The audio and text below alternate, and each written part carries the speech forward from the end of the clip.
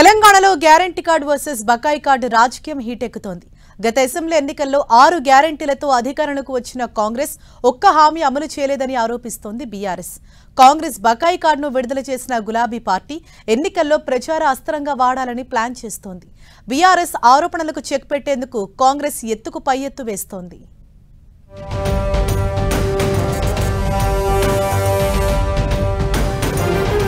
తెలంగాణలో ఎన్నికల వేడి రగులుకుంది.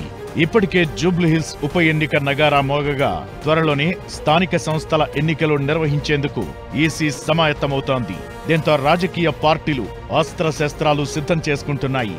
అధికార విపక్షాల మధ్య మాటల తూటాలు పేలుతున్నాయి. గత అసెంబ్లీ ఎన్నికల్లో 6 గ్యారంటీల హామీలతో కాంగ్రెస్ పార్టీ అధికారంలోకొచ్చింది. 6 గ్యారంటీల్లో ఒక్కో హామీని అమలు చేసుకుంటూ వస్తోంది. ఇంకా మిగిలిన 2-3 హామీలను త్వరలోనే అమలు చేస్తామని చెబుతున్నారు ముఖ్యమంత్రి రేవంత్ రెడ్డి.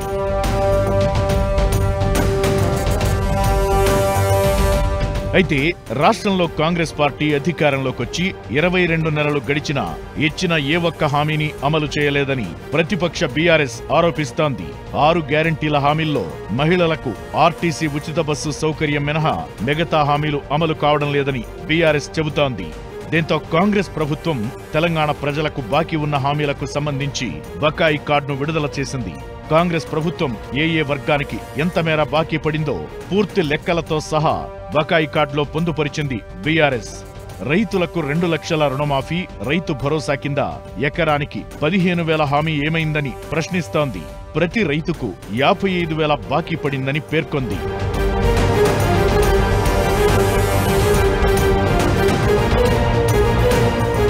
మహాలక్ష్మి పథకం పేరుతో మహిళలకు నెలకు 2,500 ఇస్తామని చెప్పిన కాంగ్రెస్ ఒక్కో మహిళకు దాదాపు 55,000 బాకీ పడిందని బీఆర్ఎస్ పేర్కొంది. కళ్యాణలక్ష్మి, షాదీ ముబారక్ పథకం కింద పెళ్లైన 8 లక్షల మంది ఆడబిడ్డలకు 8 లక్షల తులాల బంగారం బాకీ ఉందని, ఇది నయవంచన కాదా అని ప్రశ్నిస్తోంది బీఆర్ఎస్.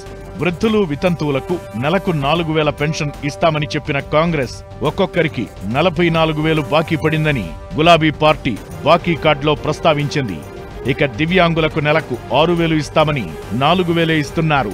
ఒక్కో దివ్యాంగుడికి 44,000 బాకీ పడిందని బీఆర్ఎస్ ఆరోపించింది. యువతకు 2 లక్షల ఉద్యోగాల హామీ, నెలకు 4,000 నిరుద్యోగ భృతి ఇస్తామని మోసం చేశారని బీఆర్ఎస్ ఫైర్ అయింది.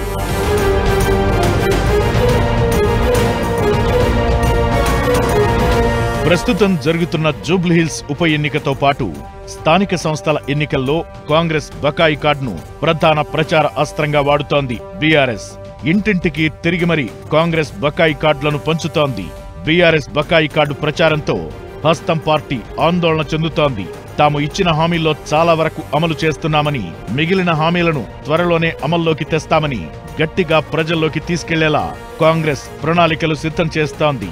మొత్తానికి అధికార కాంగ్రెస్, ప్రతిపక్ష బీఆర్ఎస్ల మధ్య గ్యారంటీ కార్డ్, బకాయి కార్డుల వివాదం రాజకీయంగా ఆసక్తి రేపుతోంది.